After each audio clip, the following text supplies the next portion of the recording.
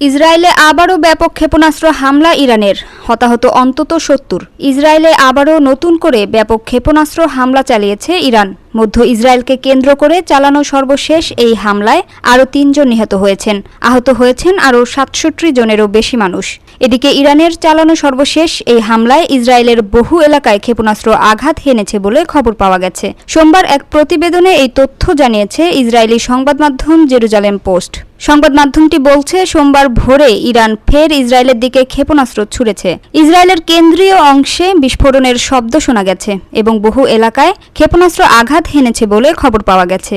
এই হামলায় অন্তত ৩ জন নিহত হয়েছেন এবং আরও ৬৭ জনের বেশি মানুষ আহত হয়েছেন। ইসরায়েলি স্বেচ্ছাসেবী মেডিকেল সংস্থা ইউনাইটেড হাটজালায় জানায়, তারা কেন্দ্রীয় ইসরায়েলের ৩টি এলাকায় আহতদের চিকিৎসা দিয়েছে। আহতদের মধ্যে একজন ১০ বছর বয়সী শিশু রয়েছে, যার অবস্থা গুরুতর। ইসরায়েলের পেতাহ টিকবা শহরের পৌর কর্তৃপক্ষ জানিয়েছে, শহরের একটি ভবনে সরাসরি ক্ষেপণাস্ত্র আঘাত হানে। তেল আবিবেও ২টি স্থানে ক্ষেপণাস্ত্র পড়ার খবর দিয়েছে ইসরায়েলি পুলিশ।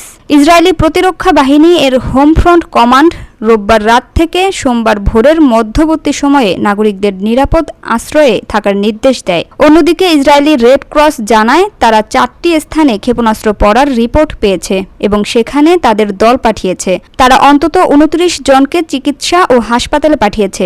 এর মধ্যে 3 জনের অবস্থা মাঝারি, বাকি 26 জন হালকা আহত।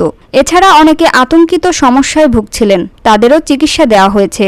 আরও হতাহতের খোঁজে অভিযান চালানো হচ্ছে বলেও জানিয়েছেন ইসরায়েলি রেড ক্রস।